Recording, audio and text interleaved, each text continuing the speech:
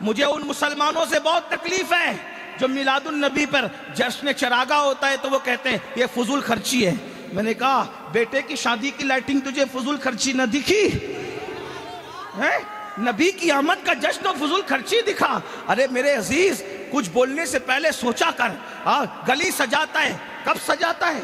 بولے ابا حج سے آئے. ابا حج سے آئے تو گلی سجائی کہ ابا حج سے آ رہے، ویلکم کرنا ہے. ابا کا حج قبول ہوا کہ منہ پہ مار دیا گیا، کوئی گارنٹی ہے؟ ارے ابا حرم سے آئے تو تو ان کے لیے گلی سجاتا ہے، اور جو حرم کو حرم بنانے کے لیے تشریف لایا، جس کی وجہ سے حرم حرم بن گیا، جس کی وجہ سے کعبہ تھا کیا؟ ذرا پوچھو تو صحیح نا. 1500 سال پہلے کعبہ کیا تھا؟ ذرا کوئی سوچو تو صحیح نا. ارے وہ تو 360 صنم قدوں کا اللہ اکبر مرکز و محور بنا دیا گیا تھا. جس نے کعبے کی عزت کو بحال کیا ہے اسے میلاد مصطفیٰ کہا جاتا ہے. کعبے کو بتوں سے پاک کیا، کعبے کی حرمت کو بحال کیا، حرم کی عزت کو بحال کیا. یہ مصطفیٰ جان رحمت کی شان ہے. میرا عنوان وہ نہیں، لیکن اتنا ضرور کہوں گا، ہر مسلمان کو چاہیے کہ میلاد مصطفیٰ میں شرکت کرے. نہیں کچھ لگا سکتے ہو تو اپنے گھر کے آگے ایک بلب بھی لگا دیا کرو تاکہ پتہ چلے کوئی آنے والا ہے. ہاں، گھر اس کے سجتے ہیں نا جس کے یہاں کوئی آنے والا ہو. ہاں، آپ حضور سے رشتہ رکھتے ہو. میں تو لوگوں کو کہتا ہوں، لوگ کہتے ہیں یہ جھنڈے لگانے سے کیا ہوتا ہے؟ میں نے کہا جھنڈا لگانے سے پتہ چلتا ہے کہ آپ کی پارٹی کون سی ہے. ہاں، جھنڈا لگانے سے پتہ چلتا ہے آپ کی جس کا جھنڈا اس کی پارٹی ہے، اسی کی پارٹی کا پوچھنا نہیں پڑے گا. جس کا جھنڈا لگا ہے اس کی پارٹی کا آدمی ہے. میلاد کا جھنڈا لگا لو، پتہ چلے گا مصطفیٰ جان رحمت کا غلام ہے. اس سال جو میلاد مصطفیٰ صلی اللہ علیہ وآلہ وسلم کا جشن ہے، اس کی خوشی ہمیں زیادہ ہے اس لیے کہ یہ 1500 سالہ جشن ہے. یعنی ہمارے مالک، ہمارے مصطفیٰ، ہمارے کریم آقا صلی اللہ علیہ وآلہ وسلم کی ولادت کو مکمل 1500 سال ہو گئے ہیں.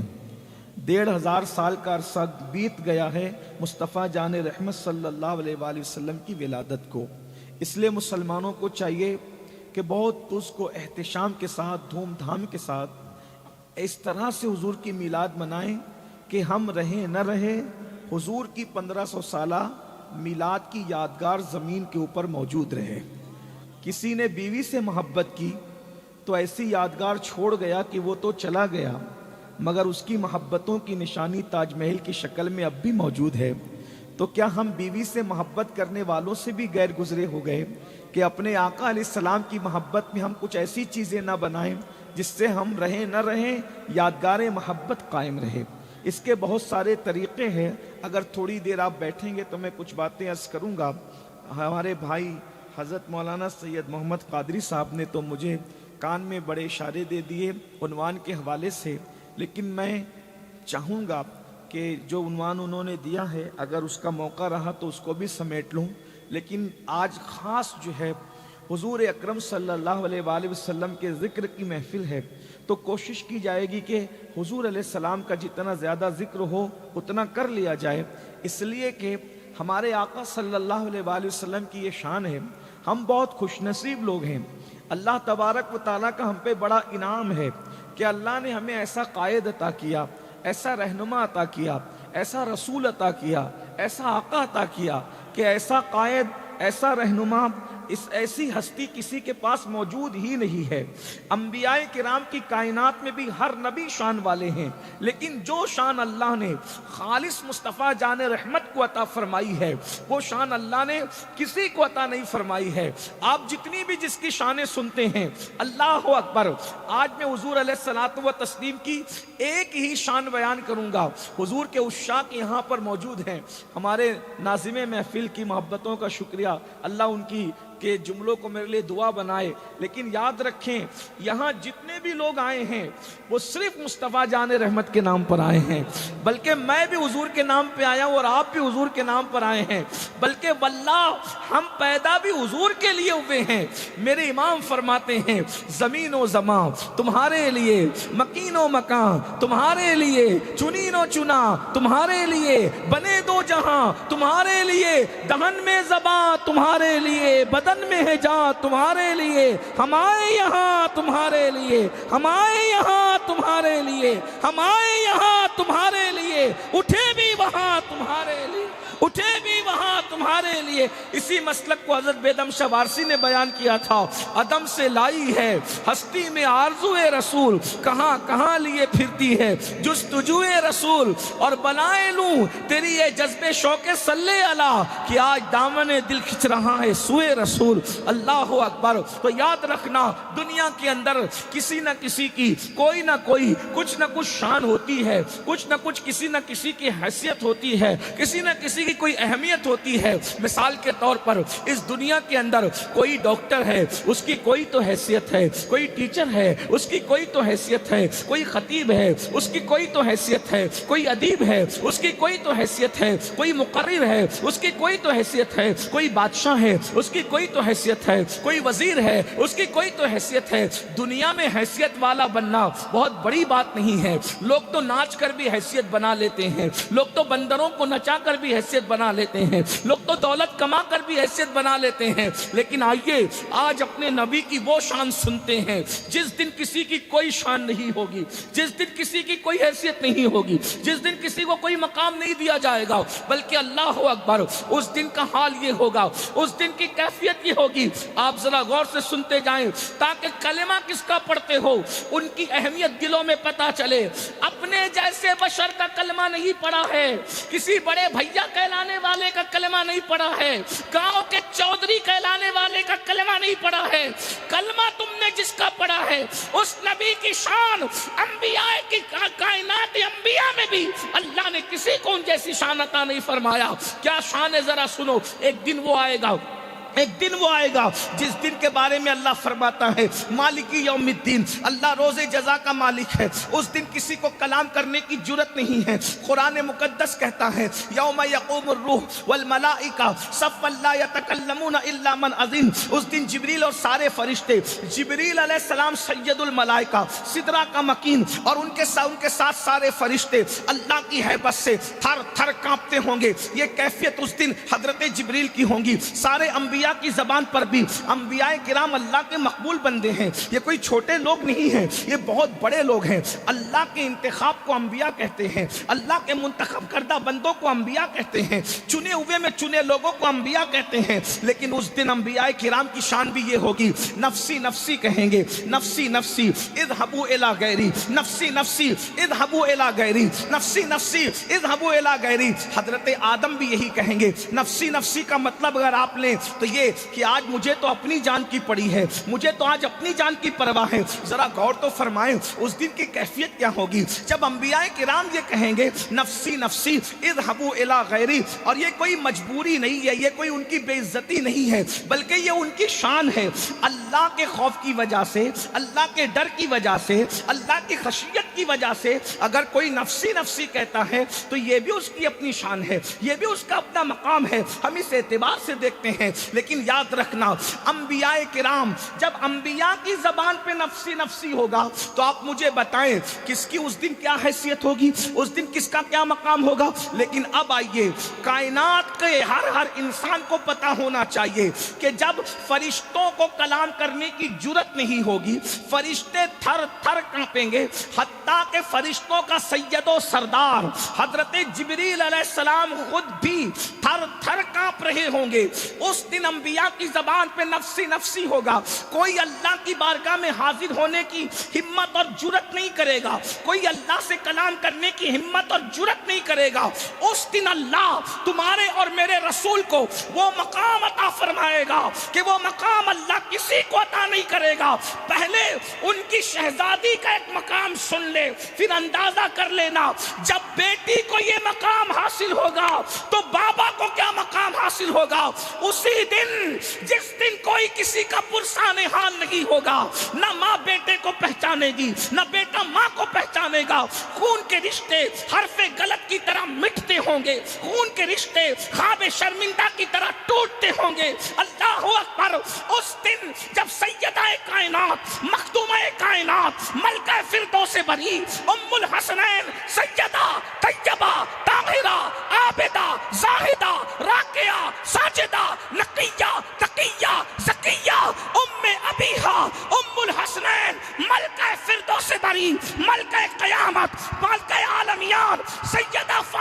الزہرا جب پل صراط سے گزرے گی تو 70,000 حوروں کو ان کی کنیزوں کی شکل میں ان کو گھیرا جائے گا، اور ان کے ساتھ سیدہ اس شان سے گزرے گی کہ اعلان ہوگا، محشر والو گردن کو جھکا لو، آنکھوں کو بند کر لو، نبی کی شہزادی پل صراط سے گزر رہی ہے۔ اس پر اندازہ کریں، جس کی شہزادی شان کی مالک ہوگی قیامت میں، جس کی بیٹی کو یہ مقام حاصل ہوگا، اس کے بابا کو اللہ کیا مقام عطا فرمائے گا۔ اب بابا کا مقام سنو، قرآن کہتا ہے وَمِنَ اللَّيْلِ فَتَحَجَّدْ بِهِ نَافِلَةً لَكَ، اے محبوب آپ تہجد پڑھیں۔ ہائے ہائے، اللہ محبوب سے فرما رہا ہے حبیب آپ تہجد کا اہتمام فرمائیں۔ وَمِنَ اللَّيْلِ فَتَحَجَّدْ بِهِ نَافِلَةً لَكَ، آپ تہجد کا اہتمام فرمائیں۔ کس کو کہا جا رہا ہے؟ محبوب کو۔ محبوب آپ تہجد پڑھیں۔ اس سے پتا چلا کہ محبوب پر تہجد کی نماز فرض ہے، پوری امت پر تہجد نفل ہے، اور حضور نے ادا کی اس اعتبار سے سنت ہے، لیکن حکم کے اعتبار سے نفل ہے۔ لیکن آقا علیہ الصلوۃ والتسلیم کا چونکہ ہر فعل سنت کہلاتا ہے، تو یہ حکم کے نفل اس کو کہتے ہیں کرو تو ثواب ملے گا، نہ کرو تو کوئی گناہ نہیں ہے۔ لیکن اس سے تہجد کی اہمیت پتہ چلتی ہے۔ تو اللہ فرماتا ہے محبوب آپ رات کو، اس سے پتہ چلا کہ تہجد صرف رات کو ادا ہو سکتی ہے، دن کو تہجد نہیں پڑھی جا سکتی ہے۔ وَمِنَ اللَّيْلِ فَتَحَجَّدْ بِهِ نَافِلَةً لَكَ، جب آپ رات کو تہجد کا اہتمام کریں گے تو عَسَىٰ أَن يَبْعَثَكَ رَبُّكَ مَقَامًا مَحْمُودًا، آپ جب تہجد کا اہتمام کریں گے اس امید پر تو اللہ آپ کو مقام محمود عطا فرمائے گا۔ اور یہ مقام محمود صرف مصطفیٰ جان رحمت کی شان ہے۔ اب آگے بڑھنے سے پہلے صرف ایک پیغام دینا چاہتا ہوں، جب نبی کو کہا جا رہا ہے اگر مقام محمود چاہیے تو اہتمام تہجد فرمائیے، اگر مقام محمود چاہیے تو اہتمام تہجد فرمائیے۔ اس سے پتا چلا کہ محبوب تہجد پڑھیں تو انہیں مقام ان کے لیے محمود میں لکھ دیا گیا ہے، لیکن اس تک پہنچنے کے لیے ان کے علاوہ اور کسی کا مقدر نہیں ہے۔ مگر اللہ تہجد کی اہمیت بیان فرما رہا ہے۔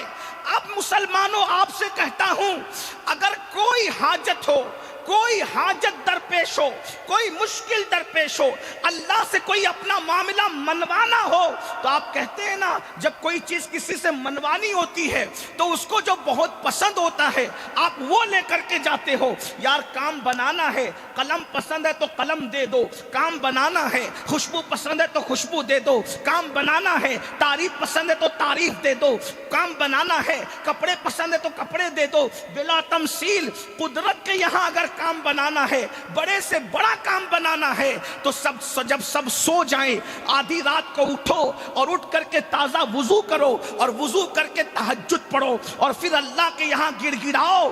انشاءاللہ آپ جو مراد مانگو گے اللہ وعدہ فرماتا ہے جب میرے بندے سو جاتے ہیں اور کوئی نماز پڑھ کے میری بارگاہ میں گڑ گڑاتا ہے، ہم اس کو مانگی ہوئی نہیں دیتے صرف، بلکہ جو مانگتا ہے مانگنے سے سوا عطا کر دیتے ہیں۔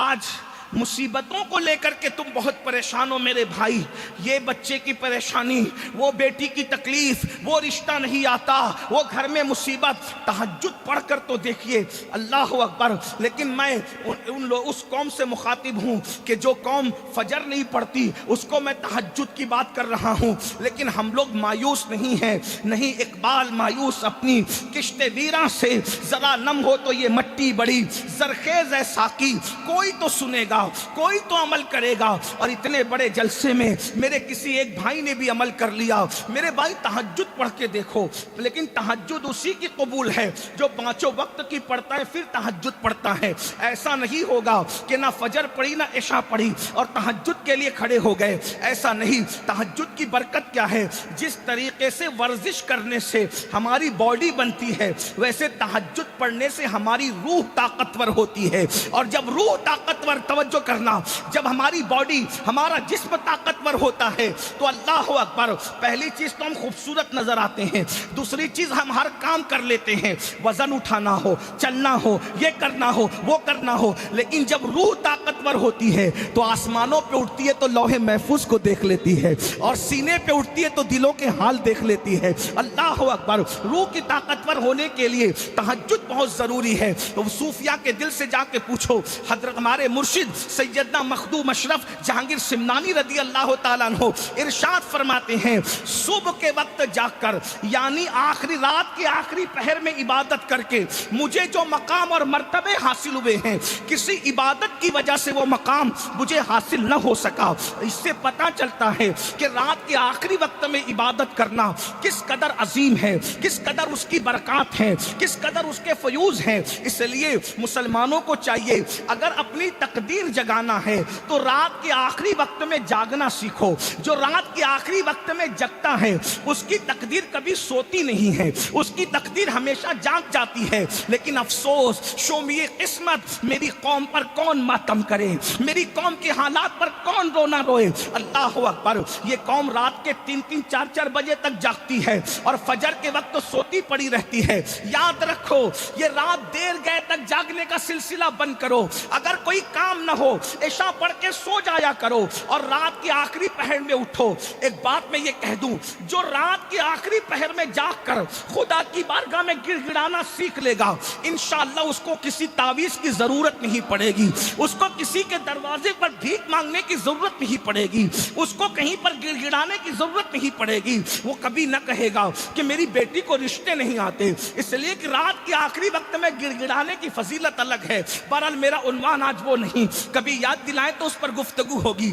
لیکن کوشش کرنا۔ میں اپنے جوانوں سے کہتا ہوں، بہت سے میرے جوان ایسے ہیں نا، کہتے ہیں حضرت اتنی بڑی بڑی ڈگری لے کر گھوم رہے ہیں، نوکری نہیں ملتی۔ میں کہتا ہوں میرے عزیز، رات کے آخری حصے میں گڑ گڑا کے دیکھ، خدا مل جاتا ہے نوکری کی اوقات کیا ہے۔ کوئی کہتا ہے بیٹی کو رشتہ نہیں آتا، خدا کے یہاں گڑ گڑا کے دیکھ رات کے آخری حصے میں، پھر دیکھ اس وقت کے گڑ گڑانے کی بات ہی الگ ہے۔ اس وقت جب رو گے نا، نہ کوئی دیکھنے والا ہوگا، نہ کوئی سننے والا ہوگا۔ اللہ اکبر، تم ہوں گے، تمہارا یار ہوگا، اور اس وقت رونے کا مزہ ہی کچھ اور ہے۔ جب آنسو موٹے موٹے ٹپکتے ہیں تو دل کے بوجھ پر جو ہمالا رکھا ہے وہ اللہ اکبر ایسے اترتا ہے جیسے آٹے سے بال نکال لیا جاتا ہے، ویسے تمہارے دلوں سے مصیبتوں کا پہاڑ اٹھا لیا جاتا ہے۔ تھوڑا کر کے تو دیکھو، میری قوم سب ہم لوگوں سے کروانا چاہتی ہے، خود کچھ نہیں کرنا چاہتی۔ دعا آپ کیجئے، تعویذ آپ دیجئے، وظائف آپ کیجئے، یہ آپ کیجئے، وہ آپ کی محنت کرنا سیکھو۔ محنت اللہ کے رسول سے کہا جا رہا ہے، فَتَحَجَّدْ بِهِ نَافِلَةً لَكَ، آپ تہجد کا اہتمام کیجئے۔ مرتبہ کیا نصیب ہوگا، مقام محمود آپ کو ملے گا۔ اب یہ مقام محمود کیا ہے اس کو سن لیجئے۔ جس دن کسی کو کوئی مقام نہیں مل رہا ہے، اس دن صرف میرے اور تمہارے محبوب کو، میلاد والے مصطفیٰ کو، جس کا کلمہ پڑھتے ہو، ان کو مقام محمود نصیب ہو رہا ہے۔ اور مقام محمود کی مختلف شکلیں ہیں۔ پہلی شکل یہ بتائی جاتی ہے کہ مقام محمود یہ ہوگا کہ اللہ اپنے عرش پر، توجہ، اللہ اپنے عرش پر اپنے ساتھ اپنے محبوب کو بٹھائے گا۔ وہ اللہ جو بیٹھنے اٹھنے سے پاک ہے، وہ اللہ جو آنے جانے سے پاک ہے۔ اس پر آپ سمجھ نہیں پائے کہ بات کتنی بڑی ہے۔ اللہ کے عرش پر خدا کے ساتھ جس کو جلوس نصیب ہوگا، وہ ذات تنہا آمنہ کے لال کی ذات ہے، وہ تنہا مصطفیٰ جان رحمت کی ذات ہے۔ سمجھانے کے لیے، صرف ملانے کے لیے کہوں، اگر آپ کسی بڑے وزیر اور امیر کے ساتھ کسی کو بیٹھا دیکھ لے تو کیا کہتے ہیں؟ یار اس کی شان کیا ہے کہ اس کو فلاں بادشاہ نے اپنے بازو میں بٹھایا، اپنی کرسی پہ بٹھایا، وزیر نے بٹھایا، امیر نے بٹھایا، ایم ایل اے نے بٹھایا، بادشاہ نے بٹھایا، بلا تمثیل، کروڑ بار بلا تمثیل میرا اللہ بیٹھنے اٹھنے سے پاک ہے۔ لیکن فرمایا میرے امام لکھتے ہیں کہ خدا اپنے عرش پر مصطفیٰ جان رحمت کو بٹھائے گا جس کو شایع ہے عرش خدا پر دروس جلوس، جس کو شایع ہے عرش خدا پر جلوس، ہے وہ تمکین والا ہمارا نبی، ہے وہ تمکین والا ہمارا نبی۔ یہ شان اپنے نبی کی ہے۔ پھر دوسری بات، ایک بات امام نے اور لکھی، اللہ فرماتا، امام لکھتے ہیں کہ اللہ اس دن اپنی کرسی پر اپنے محبوب کو بٹھائے گا۔ یہ اور اس سے بڑی بات ہے، توجہ تو فرمائے نا، غور تو کیجئے، یہ شان کس کی ہوگی؟ جس دن سب نفسی نفسی کہیں گے، اس دن خدا کی کرسی پر، جس کو، اس کو ملا علی قاری نے بھی لکھا، اس کو ملا علی قاری بھی بیان فرماتے ہیں، امام نے اس کو اپنے رسالے میں نقل فرمایا۔ غور کیجئے گا، توجہ فرمائیے گا، حضرت اللہ اکبر صاحب نسیم الریاض بھی اس طرف اشارہ کرتے ہیں کہ اللہ رب العزت اپنی کرسی پر، میں کتابوں کے نام اس لیے لے رہا ہوں کہ اگر آپ کاؤنٹ کرنا چاہیں تو دیکھ سکتے ہیں، اللہ اکبر، اندازہ فرمائیں، اللہ اپنی کرسی پر اپنے محبوب کو جلوگر فرمائے، کہے گا محبوب آپ تب بیٹھیے۔ ذرا غور تو کیجئے، اس کے بعد تیسری بات یہ ہے کہ محبوب کے ہاتھ میں ایک حمد کا جھنڈا دیا جائے گا، اور جب حمد کا جھنڈا دیا جائے گا اس دن نبی کی شان یہ ہوگی، قیامت کے دن نبی کی شان یہ ہوگی، حمد کا جھنڈا۔ اس کو مقام محمود اس لیے کہتے ہیں کہ وہ حمد کا جھنڈا جب حضور علیہ السلام کے ہاتھ میں دیا جائے گا، حضور فرماتے ہیں وہ جھنڈا میں اپنے ہاتھ سے علی ابن ابو طالب کے ہاتھ میں دے دوں گا۔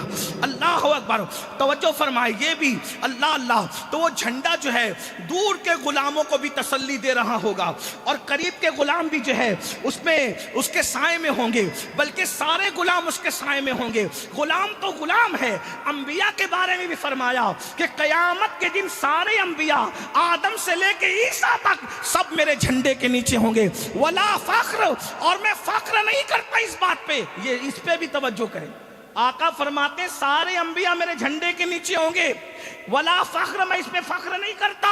لوگ کہتے ہیں کیوں فخر نہیں کرتے، تو فخر کی بات ہے، تو ہمارے بزرگوں نے جواب دیا یہ رسول اللہ کے لیے فخر کی بات نہیں ہے کہ انبیاء ان کے جھنڈے کے نیچے ہیں، یہ تو نبیوں کے لیے فخر کی بات ہے کہ وہ مصطفیٰ کے جھنڈے کے نیچے۔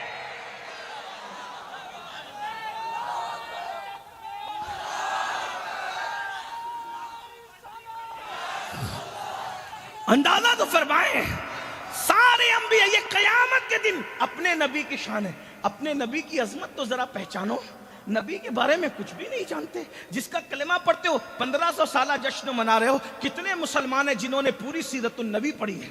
کم سے کم ایک مرتبہ حضور کی پوری سیرت ہی پڑھ لو، حضور کی شان ہی پڑھ لو، تو پتہ چلے کہ کلمہ کس کا پڑھتے ہو۔ الابریز میں امام عبدالعزیز دباغ لکھتے ہیں کہ جبریل علیہ السلام کو صرف خدمت مصطفیٰ کے لیے پیدا کیا گیا ہے۔ توجہ فرمائیں، جو سدرہ پہ رہتے وہ جبریل، عبدالعزیز دباغ الابریز، صاحب الابریز، ان کی بڑی شان ہے، یہ حضرت خضر علیہ السلام کے ڈائریکٹ شاگرد ہیں، آپ جا کر کے کتاب ان کی دیکھیں، وہ فرماتے ہیں کہ جبریل علیہ السلام نے فرمایا کہ مجھے اللہ نے محمد الرسول اللہ کی خدمت کی وجہ سے پیدا فرمایا، اور اس کے بعد پھر جبریل علیہ الصلوۃ والتسلیم کے حوالے سے لکھتے ہیں کہ جبریل کو اللہ نے جتنے مرتبے عطا فرمائے ہیں وہ خدمت مصطفیٰ کی وجہ سے عطا فرمائے ہیں۔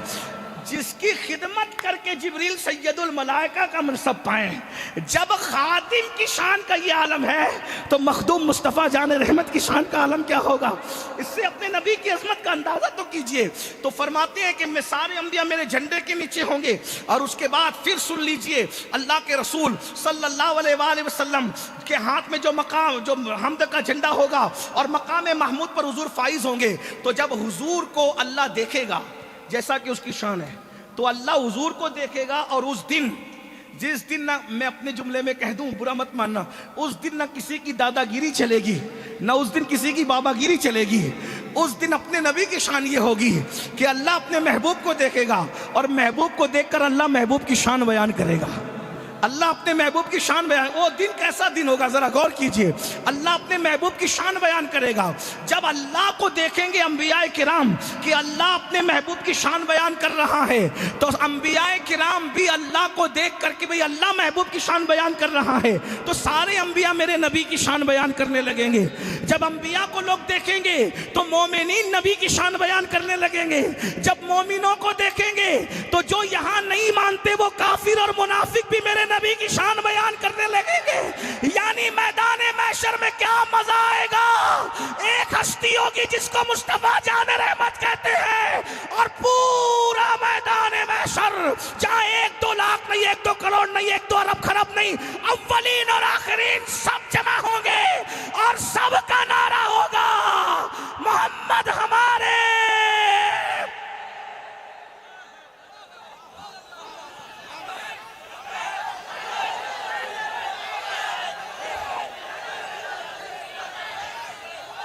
فقط اتنا سبب ہے انعقاد بزم محشر کا کہ ان کی شان محبوبی دکھائی جانے والی ہے.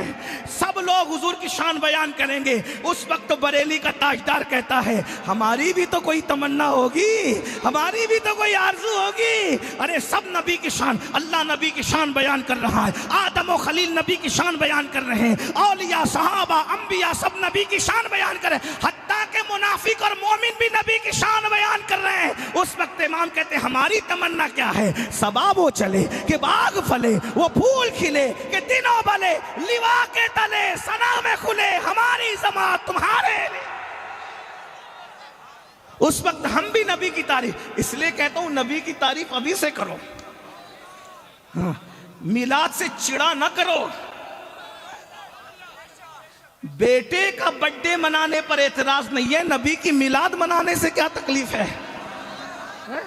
جو بیٹا دلہن آنے کے بعد بھاگ جائے گا وفا کرے گا کہ بے وفا کرے گا، کوئی گارنٹی ہے؟ اور جو نبی قبر میں بھی ہماری مدد کے لیے تشریف لائیں گے. ارے جو دلہن آنے پر غدار ہو جائے اس کا اتنا برتھ ڈے مناتا ہے، جو قبر میں بھی کام آئے گا اس کی میلاد منانے پہ میرے عزیز تجھے تکلیف کیا ہے؟ بلکہ تجھے تو یہ کہنا چاہیے کہ اس جان وفا کے لیے سب کچھ قربان کر دیا جائے تو بھی حق تو یہ ہے کہ حق ادا نہ ہوا. مجھے ان مسلمانوں سے بہت تکلیف ہے جو میلاد النبی پر جشن چراغا ہوتا ہے تو وہ کہتے ہیں یہ فضول خرچی ہے. میں نے کہا بیٹے کی شادی کی لائٹنگ تجھے فضول خرچی نہ دکھی؟ نبی کی آمد کا جشن و فضول خرچی دکھا؟ ارے میرے عزیز کچھ بولنے سے پہلے سوچا کر. گلی سجاتا ہے، کب سجاتا ہے؟ بولے ابا حج سے آئے، ابا حج سے آئے تو گلی سجائی کہ ابا حج سے آ رہے، ویلکم کرنا ہے. ابا کا حج قبول ہوا کہ منہ پہ مار دیا گیا، کوئی گارنٹی ہے؟ ارے ابا حرم سے آئے تو تو ان کے لیے گلی سجاتا ہے، اور جو حرم کو حرم بنانے کے لیے تشریف لایا، جس کی وجہ سے حرم حرم بن گیا، جس کی وجہ سے کعبہ کعبہ تھا کیا ذرا پوچھو تو صحیح نا. 1500 سال پہلے کعبہ کیا تھا ذرا کوئی سوچو تو صحیح نا. ارے وہ تو 360 صنم قدوں کا اللہ اکبر مرکز و محور بنا دیا گیا تھا. جس نے کعبے کی عزت کو بحال کیا ہے اسے میلاد مصطفیٰ کہا جاتا ہے. کعبے کو بتوں سے پاک کیا، کعبے کی حرمت کو بحال کیا، حرم کی عزت کو بحال کیا، یہ مصطفیٰ جان رحمت کی شان ہے. میرا عنوان وہ نہیں، لیکن اتنا ضرور کہوں گا ہر مسلمان کو چاہیے کہ میلاد مصطفیٰ میں شرکت کرے. نہیں کچھ لگا سکتے ہو تو اپنے گھر کے آگے ایک بلب بھی لگا دیا کرو تاکہ پتہ چلے کوئی آنے والا ہے. ہاں گھر اس کے سجتے ہیں نا جس کے یہاں کوئی آنے والا ہو. ہاں آپ حضور سے رشتہ رکھتے ہو. میں تو لوگوں کو کہتا ہوں، لوگ کہتے ہیں یہ جھنڈے لگانے سے کیا ہوتا ہے؟ میں نے کہا جھنڈا لگانے سے پتہ چلتا ہے کہ آپ کی پارٹی کون سی ہے. ہاں جھنڈا لگانے سے پتہ چلتا ہے آپ کی جس کا جھنڈا اس کی پارٹی ہے، اسی کی پارٹی کا پوچھنا نہیں پڑے گا. جس کا جھنڈا لگا ہے اس کی پارٹی کا آدمی ہے. میلاد کا جھنڈا لگا لو پتہ چلے گا مصطفیٰ جان رحمت کا غلام ہے. کسی کو چڑھانے کے لیے نہیں بھائی، صرف اپنی عقیدت کے اظہار کے لیے.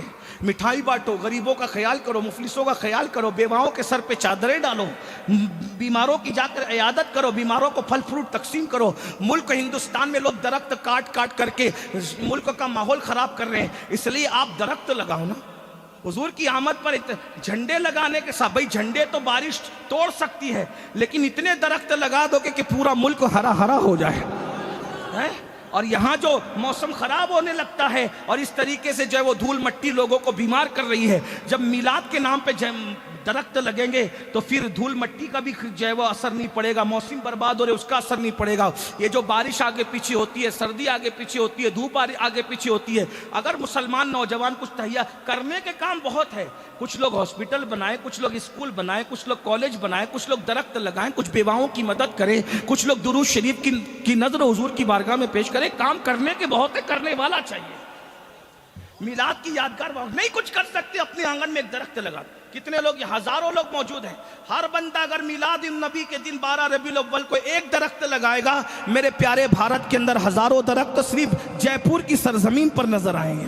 اور جب بھی ہم درخت دیکھیں گے تو کہیں گے جھنڈا تو نکل گیا لیکن یہ ہری پتیاں ابھی تک میلاد کی یادگار ہے۔ کرنے کے کام ہے کرو، اور جب تک وہ درخت اللہ کا ذکر کرتا رہے گا اس کا اجر اللہ تمہیں عطا فرماتا رہے گا۔ یہ کرنے کے کام ہے کیجئے نا۔ تو میں عرض یہ کر رہا تھا کہ حضور علیہ السلام کی سب لوگ شان بیان کریں گے، سب شان بیان کریں گے۔ اب سن لیجئے، مختلف مراحل ہوں گے محشر کے۔ حضور کی ایک شان محشر میں کیا ہوگی اس کو سنیں، پھر دوسری بات اور بات ختم، اس لیے کہ تاخیر ہوئی اور مجھے پتا ہے کہ روڈ پر جلسہ اس لیے جلدی ختم ہونا چاہیے۔ میں آپ سے زیادہ نہیں، بس 10 منٹ 20 منٹ کا ٹائم لوں گا، اس سے زیادہ نہیں، تھوڑی دیر غور سے سن لیں۔ قیامت کا دن ہوگا، اس دن بھی کیا شان ہوگی؟ سب لوگ میدان محشر میں پریشان ہو جائیں گے، اس لیے کہ محشر ایسا ہوگا۔ بھائی بات کروں نا، آپ تھک تو نہیں رہے کھڑے کھڑے؟ جو کھڑے ان سے پوچھ رہا ہوں، آپ تو بیٹھے، بھائی وہ جو کھڑے ان سے پوچھ رہا ہوں۔ 2-4 ہاتھ اٹھتے ہیں تو مجھے سمجھ میں نہیں آتا ہے۔ ایک بار سب مل کر بلند آواز سے درود شریف پڑھ لیں۔ صلی اللہ علیہ نبی المی وآلہ وآصحابہ وبارک وسلم۔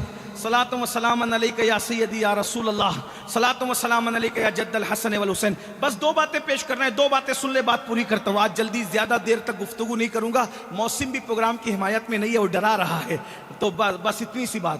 تو محشر میں سب پریشان ہو جائیں گے، سب پریشان، سب مطلب سب۔ اب کسے میں ترک کروں، کس کا انتخاب کروں؟ سب پریشان ہو جائیں گے، سب پریشان ہوں گے، سب پریشان ہو کے جمع ہوں گے۔ اب توجہ کیجئے، اس طرف توجہ کیجئے۔ سب جمع ہو جائیں گے اور جمع ہو کر وہ آپس میں مشورہ کریں گے، پلان کریں گے، بھائی بہت مصیبت ہے، بہت تکلیف ہے، بہت پریشانی ہے۔ میں روایت کو اپنے الفاظ کے جامع میں پیش کر رہا ہوں، خلاصے کے ساتھ۔ علماء کی توجہ چاہتا ہوں دعا لینے کے لیے، کیونکہ آپ یہ نہ سمجھے کہ یہ تو روایت میں نہیں، یہ تو آیا کیسے؟ تو وہ روایت کا مفہوم ہوگا، روایت سے ہٹی ہوئی کوئی بات نہیں ہوگی، اس کا اتنے مجموعہ ہوگا، ٹھیک ہے؟ تو سب لوگ پریشان ہو کے مشورہ کریں گے، آپس میں پلان کریں گے، بھائی پریشان بہت ہے، اللہ بہت جلال فرما رہا ہے۔ اتنا جلال اس سے پہلے اللہ نے کبھی نہیں کیا، اس کے بعد بھی اتنا جلال کا اظہار اللہ نہیں۔ اس دن جلال منظور ہوگا، بہت جلال، بہت جلال۔ اور کون اللہ؟ جو کروڑوں ماؤں سے زیادہ ہم سے پیار کرتا ہے۔ اتنا جلال کہ فرشتے بھی سامنے آنے کی ہمت نہیں کر رہے ہیں، کوئی بات کرنے کی ہمت نہیں کر رہا ہے۔ تو کہیں گے بھائی اس مصیبت سے کوئی تو نجات دلائے، اس مشکل سے کوئی تو۔ یہ حدیث میں سیاہ ستہ کی روایت پڑھ رہا ہوں میں آپ کے سامنے۔ لوگوں کو سیاہ ستہ سے پیار ہے، ہمیں بھی پیار ہے، ہم سیاہ ستہ سے پڑھ رہے ہیں آپ کے سامنے۔ تو سب پریشان ہوں گے، میں مفہوم پڑھ رہا ہوں لیکن غور کریں بہنوں کی بھی توجہ۔ بھئی اس مصیبت سے نکلنا تو ہے، کرے کیا کرے؟ کوئی جائے گا؟ نہیں جائے، کسی کی نہیں چلے گی، نہ مفسر صاحب کی، نہ مقرر صاحب کی، نہ پیر صاحب کی، نہ ادیب صاحب کی، نہ خطیب، نہ ڈاکٹر، نہ کسی کی کچھ نہیں چلنا ہے۔ بادشاہ لوگوں کے بھی وہاں منہ نہیں کھلیں گے، وہ پوچھا جائے گا لمن الملک، آج کس کی بادشاہت ہے؟ بہت دھینگا مستی کرتے تھے نا دنیا میں، بتاؤ آج کس کی بادشاہت ہے؟ جواب دینے کی بھی اوقات نہیں رہے گی، سارا سناٹا ہوگا۔ تو پھر خود اللہ خود ہی جواب دے گا، للہ الواحد القہار، صرف واحد قہار کی حکومت، کسی کی حکومت نہیں ہے۔ وہ دن موت کو بھی اللہ موت کا مزہ چکھائے گا، اسے میدان محشر کہتے ہیں۔ موت کی بھی موت ہوگی، موت کی بھی ڈیتھ ہو جائے گی، موت کو بھی موت آئے گی۔ جس موت نے سب کو مارا ہے اس موت کو بھی اللہ مار ڈالے۔ اللہ اللہ ہے، وہ میدان محشر ہے۔ سنیے، سب جمع ہوئے، بھئی کیا اس مصیبت کا حل کیا ہے؟ وہ بولے بھئی ایک کام کرتے ہیں، ابا سے بڑا کام کون بنانے والا ہے؟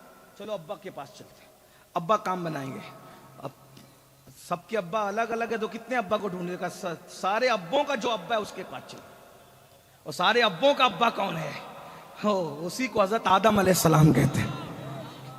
اب یہاں ایک جملہ اور ایڈ کر لیں تاکہ لوگوں کی بھی اصلاح ہو جائے۔ یہ جو کہتے ہیں نا انسان پہلے بندر تھا پھر بندر سے انسان بنا، تو جو بندر والے ہیں وہ جانیں ہم بندر سے پیدا نہیں ہوئے ہیں، ہمارا باپ آدم آدم، اور اتنا خوبصورت تھا ہمارا ابا۔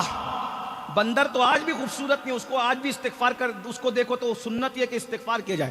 بندر کی شکل دیکھ کر استغفار کرنا سنت ہے، جب بھی سور اور بندر کو دیکھو تو استغفار کیا کرو، یہ سنت ہے۔ اللہ اکبر۔ تو یہ کہتے ہیں کتنی انسانیت کی توہین کرتے ہیں، ہیومن رائٹس کی بات کرتے ہیں اور انسانیت کی توہین کرتے ہیں۔ بندر سے پیدا ہونے والے عجوبہ کو انسان نہیں کہتے، آدم سے پیدا ہونے والے انسان کو آدمی کہتے ہیں۔ ہم بندری نہیں ہیں، ہم آدمی ہیں، اس لیے کہ ہمارا باپ بندر نہیں، ہمارا باپ آدم ہے۔ اور اتنا خوبصورت تھا ہمارا ابا آدم علیہ السلام کہ فرشتوں نے جس کے آگے سجدہ کیا ہے۔ اتنا بڑا اللہ، اتنا بڑا عالم تھا کہ جس کے علم کے سامنے فرشتے خاموش رہے۔ اقبال نے اس کی منظر کشی کی ہے، بدل ڈالا ہے اب تو اندازے بیاں ہم نے، نہیں تو بند کر دی تھی فرشتوں کی زبان ہم نے۔ جس کے سامنے فرشتوں کی زبان چپ ہو گئی وہ ہمارا ابا حضرت آدم علیہ السلام ہے۔ بہرحال سن لے اب ابا جی کی شان، بڑے ہمارے شان والے ابا جی ہے آدم علیہ السلام۔ آدم علیہ السلام بھائی چلو ابا جی کے پاس، سب کے ابوں کا ابا تو ابا ہی ہے۔ ابا کے پاس آئے، ابا جی یہ سب آپ کی اولاد پریشان ہے، تکلیف میں ہے، مصیبت میں ہے، آپ اللہ کی بارگاہ میں چلیے، پہلے نبی ہے آپ پہلے تشریف لائیں نا زمین کے اوپر، آپ چلیے اللہ سے ہماری سفارش کیجئے اور اللہ سے بخشوا دیجئے۔ آدم علیہ السلام کہیں گے نہیں نہیں یہ کام میں نہیں کر سکتا، آج نفسی نفسی اذهبوا الی غیری، تمہارے ابا کا آج یہ کام نہیں ہے، ابا تمہارا شان والا ہے لیکن آج ابا کا یہ کام نہیں ہے، کسی اور کے پاس جاؤ۔ اذهبوا الی غیری، اشارہ ہوگا نوح علیہ السلام کے پاس، پھر ان کو ثانی آدم کہتے ہیں، وہ بھی سب کے ابا ہے۔ نوح علیہ السلام طوفان نوح کے بعد جتنے بچے پیدا ہوئے ان سب کے ابا کو نوح علیہ السلام کہتے ہیں، ثانی آدم ہے یہ۔ پھر چلو بھئی اب دوسرے نمبر کے ابا کے پاس، تو وہ سب کے ابا ہیں، ان کے پاس مختصر یہ کہ انہوں نے بھی کہہ دیا نفسی نفسی اذهبوا الی غیری، آج میں بھی نہیں کسی اور کے پاس۔ پھر یہ سارا قافلہ، اب آپ سوچ رہے ہیں، تصور میں لائیے، محشر میں کتنے لوگ ہوں گے؟ کتنے لوگ ہوں گے بھائی؟ کتنے؟ کروڑوں نہیں، اربوں خربوں، اور سب تعداد ہی پھیلے، پہلا انسان سے لے کر آخری انسان تک سارے مسلک کے لوگ ہیں۔ اسی لیے کہتا ہوں سب مسلک چھوڑو بھائی، سب مسلک چھوڑو، وہ مسلک پکڑو جسے سواد اعظم کہتے ہیں، جو صحابہ کا مسلک ہے، جو اہل بیت کا مسلک ہے، جو 1450 سال پرانا مسلک ہے۔ بہرحال تو اب تھوڑا تصور میں لائیں، میں نوجوانوں کا تصور چاہتا ہوں۔ دیکھو کچھ باتیں تصور میں بھی سننے کی ہوتی ہے، تصور ہے آپ کا، اربوں خربوں، کئی کروڑ، کئی خرب، کئی خربوں لوگ ایک ساتھ جب کسی میدان میں گھومیں گے تو اس میدان میں گھومنے کی کوئی شکل تصور میں آتی ہے؟ اس کو کیا نام دے سکتے ہیں آپ؟ اگر میں اپنے ذوق کے مطابق نام دوں تو اس کو آپ جلوس کا نام دے لیں۔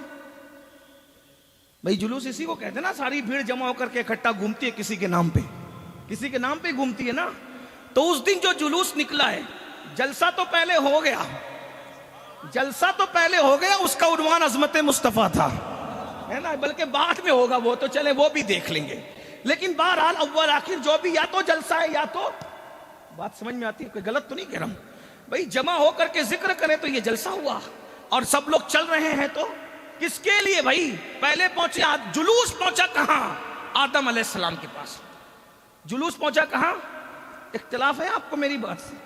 بولو بھائی، یہ سب لوگ اگر مل کر کے چلنے لگے کہ چلو چلتے ہیں سید محمد قادری صاحب کے نام پہ، تو بولو یہ کس کا جلوس ہوا؟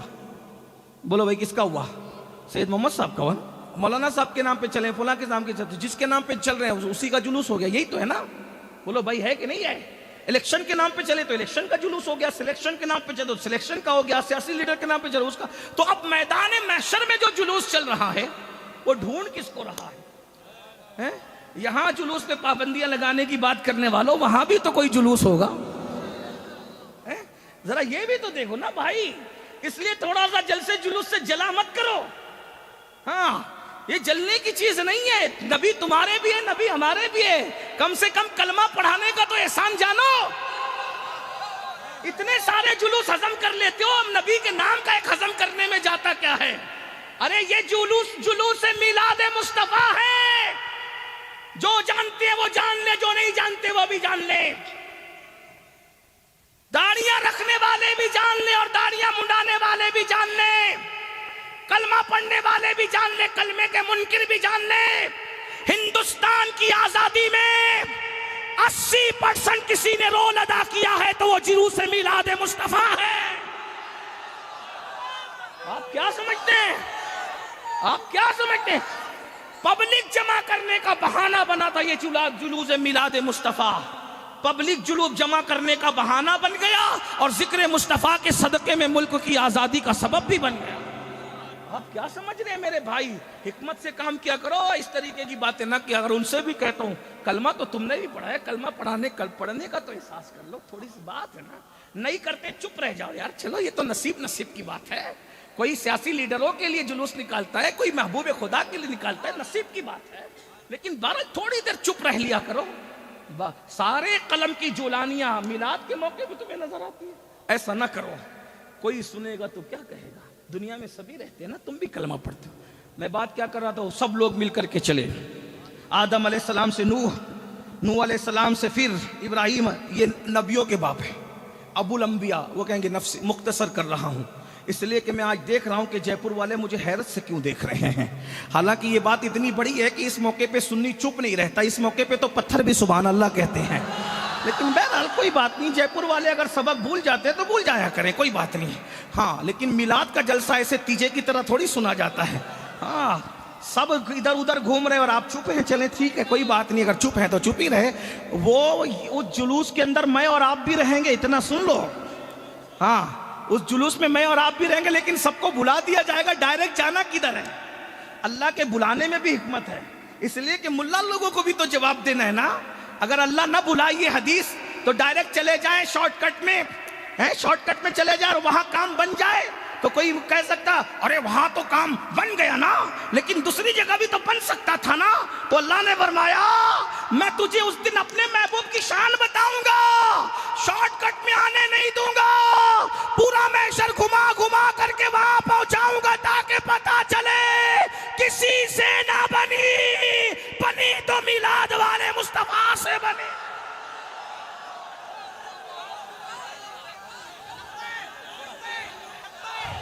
گھومتے گھماتے دیکھیں اتنے سارے الگ الگ نعرہ لگانے سے ایک ہی نعرہ لگا دو، محمد ہمارے، محمد ہمارے، محمد ہمارے، بس ایک میں سب آ گیا۔ لیکن جب لگائے تو سب ایک ساتھ لگائے، ورنہ نہ لگائے۔ توجہ ہے آپ کی سب کے پاس؟ اچھا گھمایا کہاں؟ معصوموں کے پاس گھمایا، سارے معصوموں کے پاس گھمایا، کوئی بھی ایک کم شان والا، سب شان والے۔ بالآخر یہ مجمع پہنچتے یہ جلوس، اب میں نے اس کو جلوس ہی بتایا نا، یہ جلوس پہنچا عیسیٰ علیہ السلام، وہ بھی کہیں گے نفسی نفسی زب لگے، میں نہیں کر سکتا، تو کدھر جائیں؟ تو کہا آج ایک ہی جگہ تمہارا کام بنے گا، آج جو تمہاری مشکل کشائی کر سکتا ہے، جو مشکل کشا ہے، ہاں آج کہتے ہیں نا اللہ کے سوا کوئی مشکل کشا نہیں۔ مشکل کشا کا مطلب کیا ہوا؟ جو مشکل کو حل کر دے وہ مشکل کشا ہے۔ مشکل کشا تو مفتی بھی ہے۔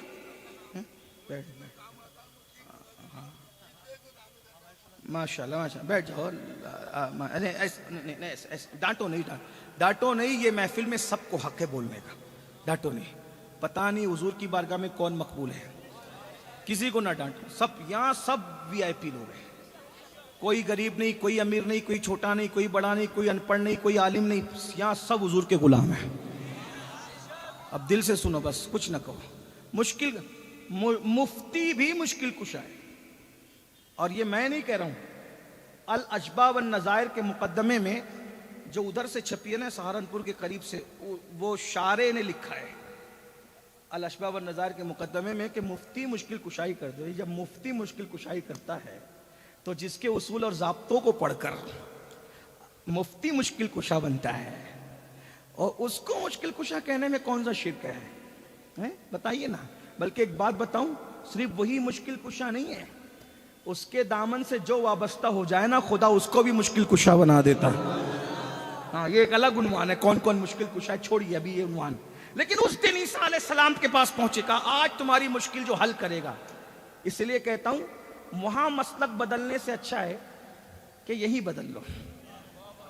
جو مسلک محشر میں چلنے والا ہے اسی مسلک کو ابھی سے پکڑ لو۔ हैं? बस इतनी सी बात है और कोई नहीं। कौन सा मसलक वहां चलेगा जरा वो भी सुन लीजिए, अभी आगे बात आती है। आज तुम्हारी मुश्किल जो आसान करेगा, जो हल करेगा, वो कोई और नहीं है, वो आमिना का लाल है, अब्दुल्ला का लख्त जिगर है, शाफ़ी यौमुन नुशूर है, शफीउल मुज़निबीन है, जिसके सर पे शफाअत का ताज सजा है, जिसको मकाम महमूद मिला है। जब ये सारे लोग थक हार के वहां पहुंचेंगे, सबके पास पहुंचे थे, सुना नफ्सी नफ्सी इज़हबू इला गैरी। अब जरा हमसे भी सुनिए, वो काली काली जुल्फों वाला, वो बड़ी बड़ी आंखों वाला, वो खूबसूरत से चेहरे वाला, वो हुस्न जमाल का पैकर, जिसके हुस्न को हुस्न यूसुफ भी हैरत से तकता होगा, लहने दाऊदी जिसकी आवाज के हुस्न की पलाइयां लेती होगी, हजरते नूह का जलाल भी जिसके जलाल से बरकत हासिल करता होगा, खलीलुल्लाह भी उस दिन जिसे उम्मीदों की नजर से देखते होंगे, उस दिन वो मुस्तफा करीम हमारा आका जिसका कलमा पढ़ते हैं, वो कहेंगे अना लहा अना लहा अना लहा।